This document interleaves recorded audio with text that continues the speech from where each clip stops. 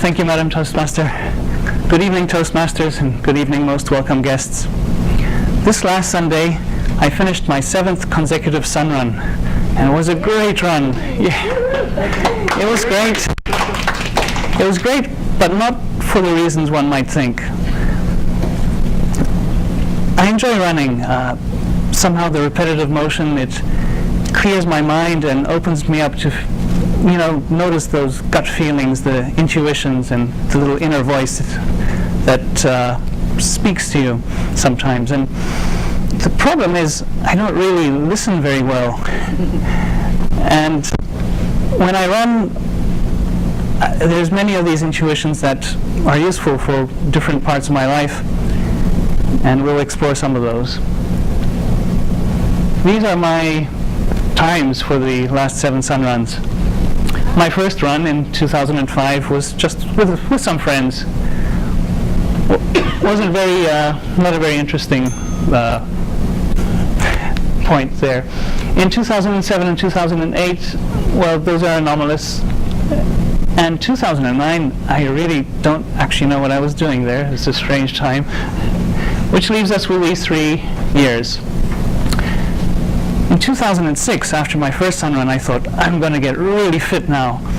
And I trained. I ran maybe 30 kilometers every week for about 3 months, and I got quicker and quicker. And at some point, I hit a wall. I was running, I could run 46, I could run 10 kilometers in 46 minutes, but I just couldn't break through. And my friend calls me up and he says, come snowshoeing. And I thought, great, I went with him. He forgot to tell me we're going to be climbing the stairs basically for 3 hours, and then a bit of snowshoeing on top. By the time I got to the top, I was getting cramps in my leg. It was like some sort of snow zombie in my snowshoes. It was not a great time. However, a few days later, I went for another run, and I completely shattered my record. And something in my head said, well, it's interesting. Sometimes you need to mix things up a little bit. And again, I didn't quite listen, even though it said that to me. And as I was running some more, I found I was getting problems with my knees and shins. I would get these great new running shoes, and they'd be perfect, and I'd run for a while, they'd wear out, I'd have problems with my joints. And then the cycle would repeat, new shoes wearing out, and so on.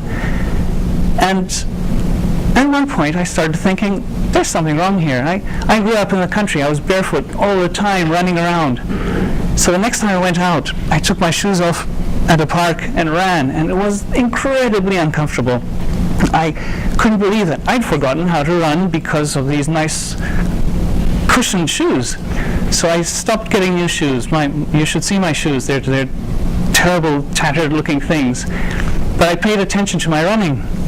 So that left a little feeling in me that I had really fancy tools, my fancy shoes, but they weren't really the right tools for me at that time.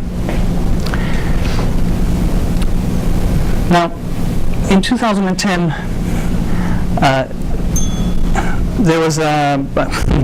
in 2010, I didn't have much time, and I actually got to the race day without training at all. I didn't even chase a bus that year. And I thought, I'm crazy, why am I going to do this? But something in me said, go for it, you never know. You don't have to run, it's a sun run, but you are allowed to walk if you can't make it. And so I did, and I jogged slowly, and I made it. And I realized I'd been running all this time without knowing where I'm coming from, not knowing what my unfit self is. And so I found that out, and it was a good thing to know. And then we come to 2011. Once again, I didn't have much time, and I decided I need to do something different. I'm going to throw out all the common wisdom that we're told, how to train long, train hard, and I did something that seems a little strange. 3 weeks before the race, I went out and I started sprinting for 200 meters, as fast as I could, and then I rested until I got my breath back, and then I did the same, sprinting, and I repeated this 6 times, and a week later, I did the same thing. And then the Friday before the sun run, I ran for 400 meters, again, as hard as I could, but then I jogged a little bit to get my breath back, and repeated this 6 times. And on the race day, I still have the little sticker. I made a plan. Sprint to Broughton, then jog slowly at Cardero. Sprint at Robson, and then jog slowly at Chilco. Every street along the way I marked out on my keys, which I had attached to my hand. And I had a run which was really much better than I expected. The time doesn't look that great, but consider this. In 2007 and 8, because I ran a good run in 2006, they promoted me to a faster group.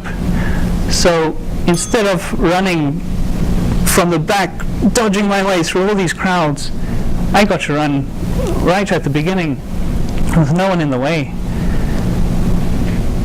And there's a big difference. I don't know if you've ever watched the Sun Run, but the first 100 people who come by, they kind of fly by. They barely touch the ground. Have you waited an hour longer and seen who comes running through? Do you know what they sound like? Maybe you explore it with me a little bit.